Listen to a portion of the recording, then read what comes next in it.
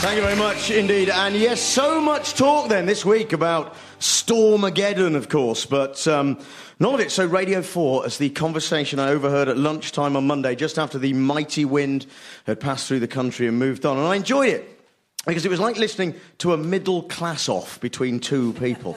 Okay, it was a man and a woman. They just met in the street and they were discussing the aftermath of the storm on their lives. Right? She had a strong opening gambit. She said, "Oh, it was terrible this morning. I woke up to a broken wind chime."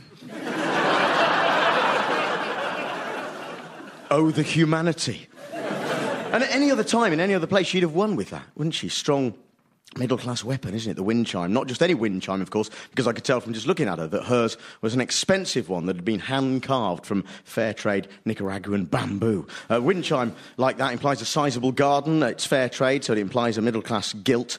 And it's from Nicaragua, so it implies a 2-week-long trekking holiday with an excursion to a remote village. And the thing is, she could have easily taken him down with her harmonic souvenir anecdote, but she hadn't reckoned with what had happened to him in the aftermath of the storm. I mean, can you believe it? This morning, there was almost nothing left in Waitrose. I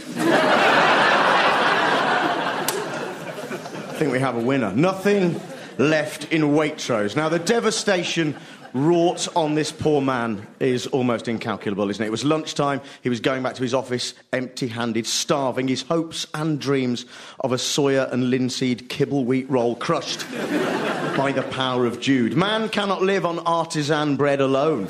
He also needs Apulian olive oil, soft golden focaccia, and so it is written. There are now 300 Waitroses, in the UK, and it's led slowly and surely to what they call the Waitrose effect. Now, this is apparently a thing, right? According to a National Estate Agents report this week, getting a Waitrose in your neighbourhood is now the ultimate badge of endorsement. In the summer, a Waitrose opened in the Cotswold market town of Chipping Sodbury. Rarely has there been a more Radio 4-friendly sentence uttered than that one.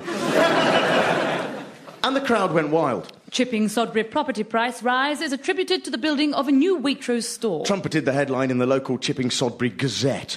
Savills estate agents have said that house prices in the vicinity of a Waitrose nationally were typically 25% higher now, 50% higher in London. Yes, well, you know, we're looking to move, and we honestly don't mind paying for the right area, but the absolute deal-breaker for us, and we won't budge on this, is that we really do need to be within half a mile of a rosemary and potato frittata. Now, not so long ago, Waitrose ran a Twitter campaign that was a delight to take the piss out of, right? Using the hashtag Waitrose Reasons, they asked followers to complete the following sentence. I shop at Waitrose because... Oh, what fun.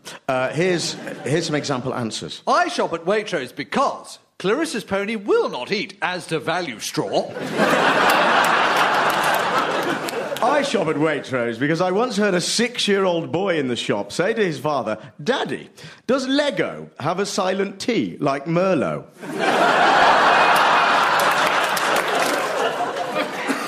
I shop at Waitrose because I will not stand next to the sort of scum you find in Marks and Spencer's.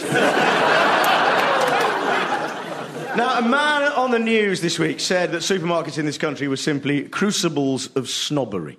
And there is evidence for this. Witness the baying mob whenever a branch of the all-powerful and corner shop-assimilating Borg cube of Tesco threatens a high street. In Sandbanks, in Dorset, where, according to the Mail... house prices average £532,000 and there are millionaires on every street. The planned arrival of a Tesco led to these kind of protests. Tesk, no. Every little hurts. This Sunday, there will be an anti-Tesco march. Please bring flowers to throw onto the hearse to signify the death of the high street. And also bring a hammer to hammer home your metaphor, in case we didn't get it. Protests were held, objections were raised, and the locals were vocal. One said, "We simply do not want this near our homes. Having a Tesco here with their bright logo is going to be a real eyesore. It's going to look like a filling in a set of teeth." Before adding this clincher, a Waitrose would have been much better suited. Of course it would, yes. It's the Waitrose effect there, in full effect. Save the high street, stop the closure of small businesses, protect the unique character of the village. And, have you heard? Friday week, we're off to the jungles of rural Nicaragua. bar to pick up some wind chimes, and they've knocked down a boring old indigenous village to make way for a brand new Waitrose. And not only is it entirely made of artisan soup, it's already increased the price of our holiday yurt by 50%. Middle England rejoice. Amen. Thanks very much.